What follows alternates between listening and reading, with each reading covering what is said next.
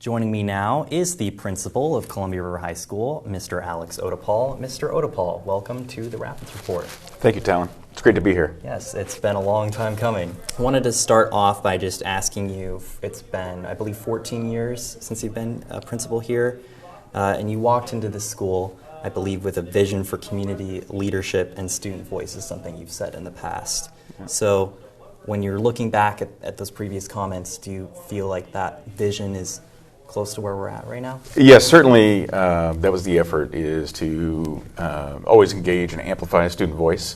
And we faced some significant challenges coming into your ninth grade year, coming back from being away from one another and in a hybrid environment. And then bringing students back and bringing community together has been a different challenge than we've ever faced in public education. And so I think setting some systems in place for student advisory. We had a principal's advisory council here at River for many years, and then returning with Dr. Snell and coming back from our COVID experience, he set that for the district in terms of a district-wide superintendent's advisory. And so that went to scale, which makes me very proud that we had a really good model for that, and that's enabled our students, to answer your question, to speak up. We've invited different students to the table, different students to the microphone, and I've been really pleased with what we've seen and heard from our students and their experiences. Yeah, what do you think that early optimistic outlook that you had played in some of the strategies you had early on, and perhaps how have some of those strategies evolved? So it's always been kind of my core values around making sure we're listening to our students and listening to the needs of our students in their community, and like I said, amplifying the voices, making sure we're not just listening to the loudest, but making sure we're listening to those who need us the most and really understanding students' experiences. And I think we've done a good job. Certainly we haven't hit every single marker, but I think just opening up the door for students and making sure we have the support systems in place. So we call that the multi-tiered systems of support in EduSpeak, or in the world of educators, but making sure that students know that they have an advocate. And if it's not the principal, it's certainly somebody that they can identify with or find some affinity with, and build on those relationships so that we truly understand how to serve students. Yeah, when you talk about hitting some of those markers, what have been some of the obstacles you've encountered with trying to reach those goals? Certainly the time away and the shifting of our in-person system to fully online, and then coming back to hybrid, and then back into the classrooms. And then we had lost the connections. I was reflecting on this the other day, that we had our first assembly coming back from COVID was your Link Crew assembly when you were a ninth grader.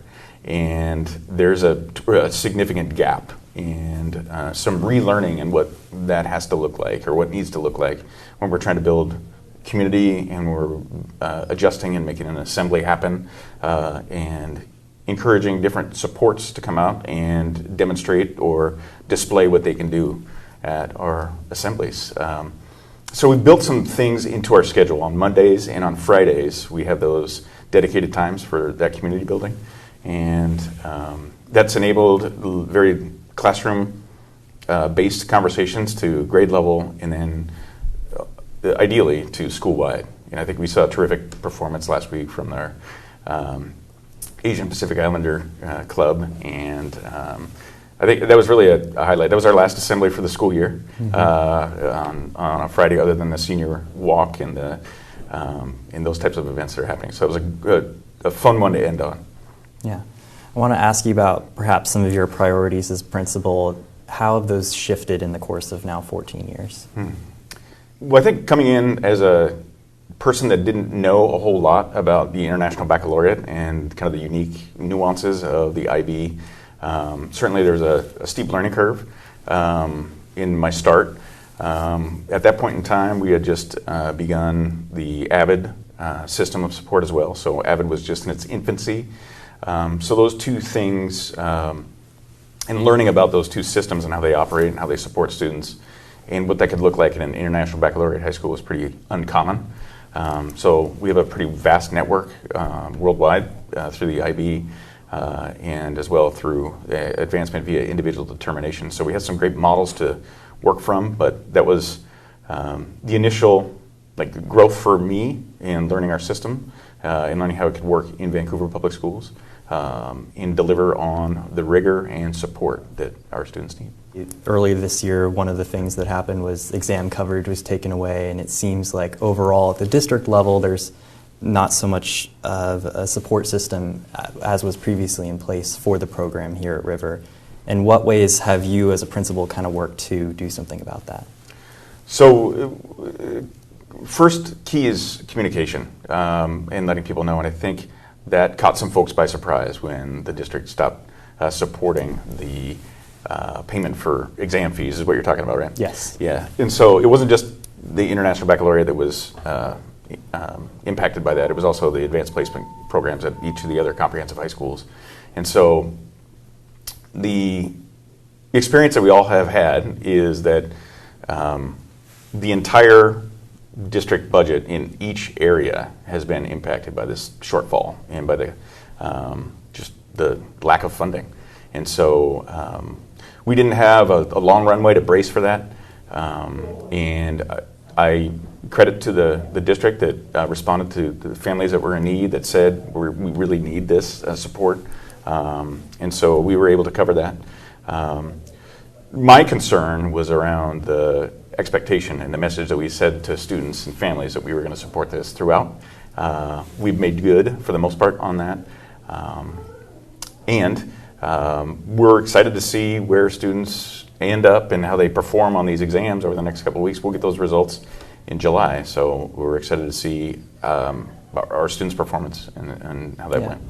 So. Would you characterize the IB program as a central part of River's identity, or is the program perhaps just one component? Yes, certainly it's a huge component. It's we're the magnet, and we're one of the only schools in Southwest Washington, the only school in Southwest Washington to offer the International Baccalaureate, and so that's a unique role that we play in the community, and centering ourselves on the amazing faculty that are at River, that are IB readers, that contribute to IB at different levels. Exam readers, as you know, you have a couple of teachers that have participated in that. And so we have a unique perspective and a unique relationship with IB here. And we also are a comprehensive high school, so we have different opportunities for students related to supporting them in Cascadia Tech, making sure that students have opportunities through other magnets if they choose. And so River will always be, I think, a neighborhood school, and will always be, I hope, part of the International Baccalaureate community. Yeah. What would be the case then that if you were asked to make for the IB program versus, let's say, the AP program at other schools in the district? Yeah, so part of my previous experience in a neighboring district was I was an AP coordinator, advanced placement coordinator, and so I have some knowledge of how both systems work now. And I think what separates International Baccalaureate is that it's much more of a comprehensive experience for students, 2 years in most cases of a study in depth to get to the HL exams. And so I think there's also a continuum of support and some interdisciplinary work that occurs, particularly through our Theory of Knowledge course, that ties things together in unique ways that I didn't experience in working with the advanced placement. Another thing, obviously, in recent years that we've been encountering have been the difficulties with the district budget cuts and how those have impacted staffing here at school and the IB program, as we just talked about. Yeah. So what have you tried to do, I guess, as principal to kind of say, these are the resources we need, or perhaps how have you attempted to reallocate or decide what is necessary to keep or maintain? Yeah, good question. And hopefully the community-facing effort from Columbia River High School and our central office administration is united in that we are working to make things happen. Behind the scenes, there's certainly some intense conversations with our support systems at the district office around, like, this is what needs to happen for us, for our IB program to continue and be robust and be one of the finest in the country, which we are. The what's happening in the next couple of years for both Columbia River High School and other high schools in this district are 5-year annual accreditation. So every 5 years we go through a process where we do a self-study and just account for all the success that we have and identify our areas of growth and opportunity. In addition to that, we do an IB review. And so the International Baccalaureate will, in this case, they're going to actually send out some consultants to review with us where we are with IB. It's also a 5-year cycle. And because we've added the career-related pathway and we've had the International Baccalaureate Full Diploma and been a world school since the 90s, this is an exciting time for us to really kind of zero in on the identity of the International Baccalaureate in our community. So, that being said, in the next 12 months, we have a terrific opportunity to really plant the flag for the IB here at River. Yeah, and then reflecting upon perhaps some of the difficult choices that you had to make as principal in that situation, how did you go about making those decisions? So there's some contract language that decides or determines teacher placement, and so as a member of this district, our allocation for our teachers, it comes from the central office, and then we then place teachers based on student need in enrollment and program need. And so we've had some, like I said, heated or intense discussions around making sure that we have robust enrollment in courses to continue. And that's always going to be the challenge. We need students to stay within, commit to the International Baccalaureate, which is why we have an 8th to 9th grade transition. And we ask students to really identify their course of study. And so that'll be the work of the next couple of years, is really identifying those really more decisive pathways, because I think that's connected to the high school and beyond plan, and our counselors are experts in that. And we're growing in our knowledge and understanding and our language around helping students select their pathway. And that's actually the language that we're using is the pathways. And we have, like I said, experts in our building. We have a pathways coordinator and 3 just amazing guidance counselors that zero in on that language around there. Yeah, another thing you've made an effort to really focus on here at River is our core values, right? Respect, integrity, and whatnot. Mm-hmm. How well do you feel like those values are being represented in our community at this current moment? At the current moment, I think I will say that I'm really grateful for the effort in our building to really work on interrupting speech, interrupting hate speech, and interrupting language that's not appropriate for school. We have done a lot of onboarding, a lot of training with classroom teachers and with students around the steps that we take in interrupting and working towards making different choices about our language and how we communicate and being kind. Because at the end of the day, it's pretty easy to be kind to people. And so we're seeing an increase in the reporting of negative language around slurs and inappropriate language. But that tells us also with the increase of reporting, that means that more students are intervening, more staff are intervening. And so I'm pleased with the efforts and the strides that we're making in order to stamp that out. Because, again, going back to the respect, integrity, values, excellence, and responsibility. We have to take responsibility for our language and how we treat one another. I guess then, what do you believe in terms of perhaps who's going to be the next principal? What specifically do you think they need to do to arrive at a place where those values are being largely honored in our community? Yeah, great question, Talan.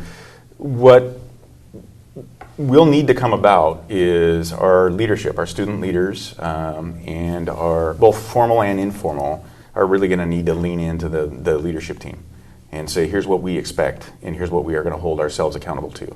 I think that will send a message to that principal coming in or that new leadership team coming in about what the community's expectations are around protecting the safety, intellectual safety, but also the social, emotional safety of our students that attend Columbia River High School and all Vancouver public schools. I'm not sure what you've been made aware of in this respect, but some students have raised concerns about potential misinformation or even occasionally harmful ideologies in their classrooms, sometimes even on behalf of their teachers. So in your role as principal, how have you worked to address their concerns? How do you handle those kinds of situations when they arise? So seek to understand and begin with questions.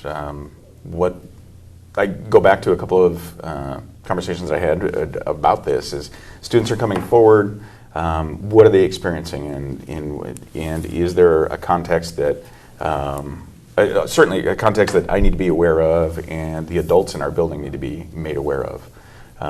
And so that goes back to that piece that I talked about before about interrupting and saying, hold on, that doesn't sound right, or I question whatever either the topic or the motivation or what was stated. And then, again, begin with questions. I go back to the IB learner profile and some of those core values around open-mindedness and the values around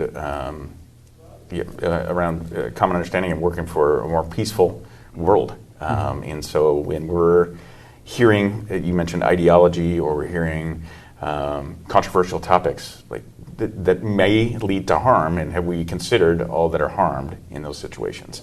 And drawing back to truly understanding somebody else's perspective and demonstrating empathy is key, and that's something that I've continued to work on as a human being myself, and that's something we can all grow from, and that's why we're in a community, and that's why we can lean into one another, and like I said before, it's like leaning into the leadership about what we expect to have happen. And then in regard to the IB program learner portfolio, like you mentioned, and some of the values that has, for students who are maybe in those IB classes, but also just in standard level classes here at River, when they graduate ultimately at the end of their senior year, what are you hoping that they've taken away from their experience here at River? Yeah, hopefully their memories and their experiences are positive, and we have set folks up with skills that they can lean back into. We often have students, alums, will come back and say that they have had smooth transitions into the workplace or smooth transitions into internships that developed into opportunities for employment. We've had students come back and say that their first year of university was easy compared to their time working with our teachers here at Columbia River High School. They've held on to their notebooks, and they've held on to their learning, their projects in whatever form that might be, and said that they've used it to catapult them into their next step. And so that's always the goal. You mentioned IB and our standard level, but it's not just about those two groups, right? It's about the entire community here at Columbia River High School, making sure that we've done our part to provide inclusive opportunities. I'm super excited about where we are with steps to inclusion and what we've done with unified sports, because I think those two opportunities really build the bridge for allowing students to see one another and they're demonstrating their best and their ideal selves. So anything we can do to set those students up so they get a taste of what's out there in terms of their next milestone is why I've loved working here for so long, is because I get to be part of watching students grow and develop, and watching teachers grow and develop and take new risks, and learning about you as a ninth grader and then where you are right now, headed off to the University of Washington. It fills me up with joy. Thank you. Well, you mentioned taking some of those steps towards making River a more inclusive space. Do you think that we currently are a very welcoming and supportive place in terms of diversity here within our student body?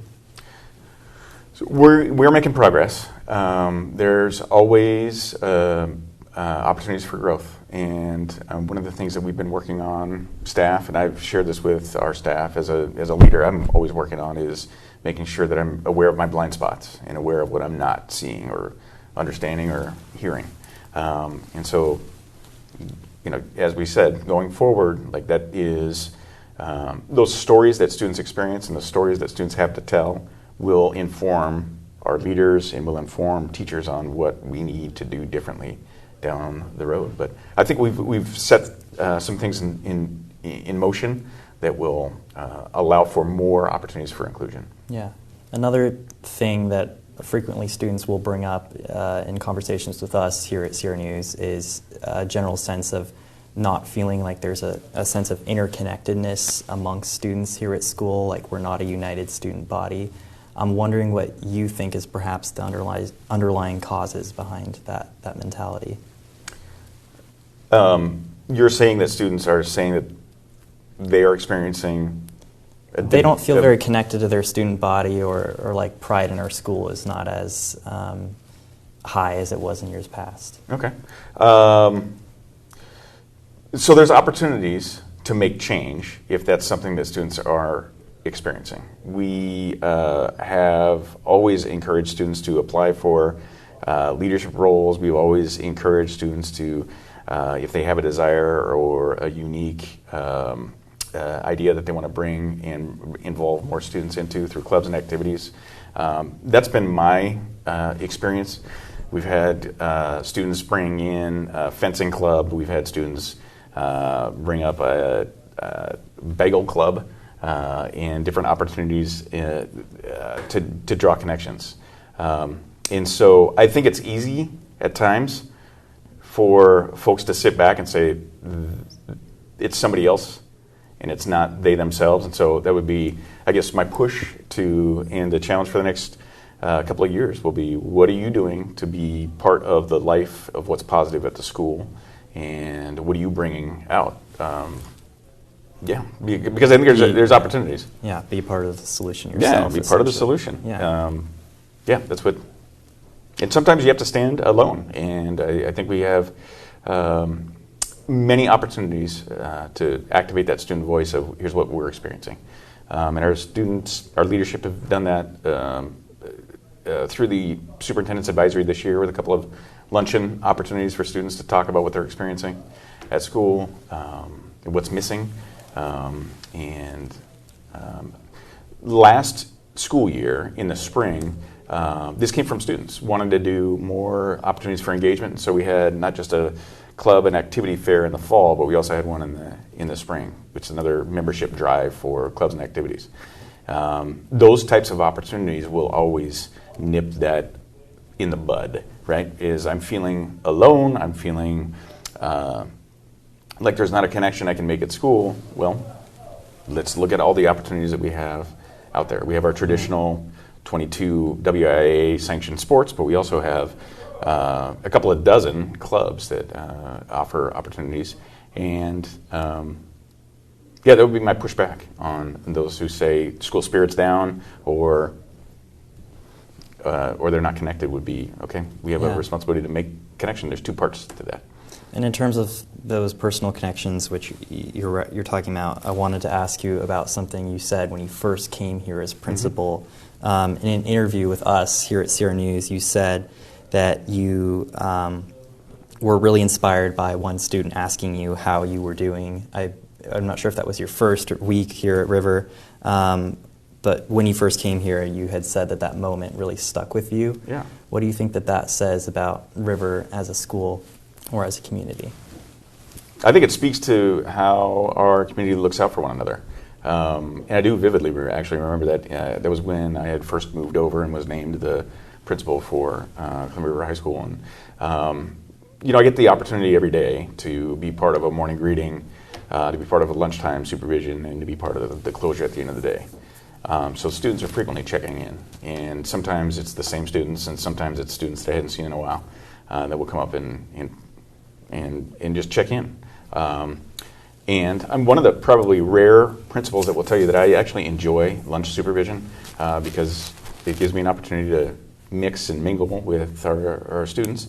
And it's a casual, come as you want to kind of exchange. And so, I think that just reflects the community here. And I said it in 2012 or 2011, and I say it again. That's what makes this place really special. Yeah. What do you think has been the best part of your job as principal? The best part of my job has been working with this staff and developing kind of our I've been reflecting on this quite a bit actually recently about the phases of growth that we've gone through, and I think of the 5-year chunks that we've gone through, and I'll just revisit this because I think you brought it up earlier around our connections when I first got here. Was around advancement via individual determination and making sure that was implemented with fidelity here at Columbia River High School, and that we had a really strong base for encouraging students to take courses of rigor and challenging themselves academically, and knowing that we would support them. And then moving into the Excellence and Equity Grant through the IB that enabled us to look at the career-related pathway as an option. Bringing on some more staff to help support that has truly been exciting. And then this kind of fifth and final piece is around inclusionary practices and making sure that we've got adequate support around making sure that all students have access to a 4-year experience of high school, and that they're leaving River ready for employment, enlistment, or enrollment. Yeah.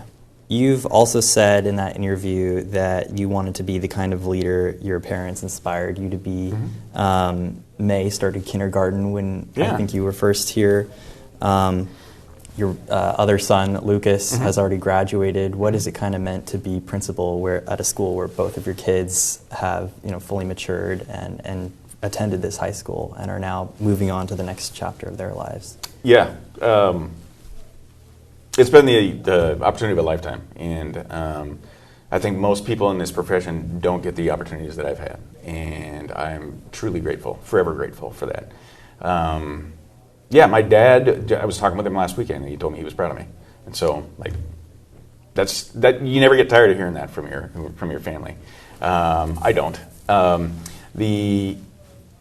Where my children are now has been in many respects directly related to the experiences they had here at Columbia River High School. And I remember Lucas as a ball boy when I first started here, working with John O'Rourke and working with the football staff, and then DP taking him under his wing kind of thing. Corey Keir and several other staff that had just been around the classroom and all those additional kind of ancillary supports. And so I could not be more proud of my children. And I mentioned a couple of years ago to staff, and I think it resonated with staff and our community around when we are looking for employees and we're hiring and we have the luxury of bringing somebody new on. That was always my barometer, is this individual the person that I want to work with my own child? And I think bringing that perspective into the principalship here at Columbia River High School has been unique over the last couple of years, and I think our school is in terrific shape, and we're graduating a terrific group of seniors, and there's no limit to what could happen with this school and with the seniors like yourself moving on. So very proud moment. In the letter that you sent to our entire community about you leaving your position here, mm-hmm. You said that you're unsure about what's next, but mm-hmm. that you're excited. What does that next chapter look like for you, either personally or professionally? Mm-hmm. So I know I'll be working with students, and I know, and a colleague of mine says this, the principal's office is as far as away that I want to be from working with students. And so that I know. And I'm energized. I have at least 10 years left before I make an official retirement with the state of Washington. So I'll be working for a while, and I still am energized on a daily basis by the opportunity I have to work with young people and to work with staff and to make sure we're delivering on the promise of public education. What goals do you still have then for the rest of your career that you feel like you still want to accomplish? Yeah. I think to stay in the mix and to keep sharp with professional learning that I'm doing. I started working with young teachers in the graduate program at the University of Portland. So I've been working with a group of the future generations of educators is really the next kind of step for me. Making sure we're training folks up, making sure I'm continuing to do the best I can at mentoring future leaders. So I have those opportunities that excite and keep me motivated to keep coming on back. And then this will be your last commencement ceremony as principal here at River. What is going to be your message to the class of 2025 and also to all the future Rapids who are going to be walking through these halls?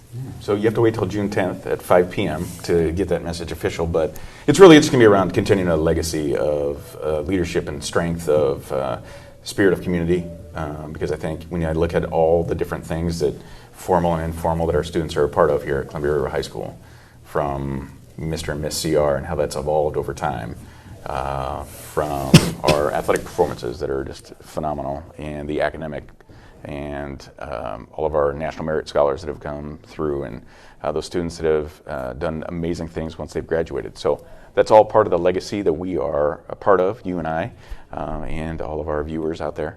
That's part of the message. It'll be a little bit more tightened up, and I'm looking forward to hearing from our student speakers that night as well, because I think it'll be a joyful experience. Yes, it certainly will be. And in regard to legacy, which you touch upon, as you look ahead, what do you hope that your personal legacy is going to be here at River as you leave? I would say I hope it's around enthusiasm for learning, enthusiasm for supporting this community, for supporting all learners, for being prepared to solve issues as they come up. And I go around to a couple of different leadership engagements, and I talk about my core values around authenticity and industriousness. We're going to continue to work hard, and I hope that is something that continues here. And we're going to be authentic, and we're going to be true to what we set out to do, and that's hold the River ideals on their highest regard, and making sure we have a vision for what the International Baccalaureate looks like here for the future at Columbia River High School. Yeah. What are some lasting, perhaps, projects or efforts that you've made that you hope are going to continue to grow or thrive here at River? Yeah, so the three I mentioned about the three kind of phases of this leadership legacy, I hope are in place. AVID, the full support of the International Baccalaureate, offering the career-related pathway as well as the full diploma, and then our effort for inclusionary practices and making sure we have really systems of support for access to any path that a student wants to pick. Okay. Mr. Otoupal, thank you so much for your time. It has been a pleasure doing this final interview of the Rapids Report with you. So thank you so much. Hey Rapids, thanks for helping us reach 1,000 subscribers on YouTube. If you haven't already, make sure to like this video and subscribe to the CRTV YouTube channel to support content for and by CR students. Thanks for watching.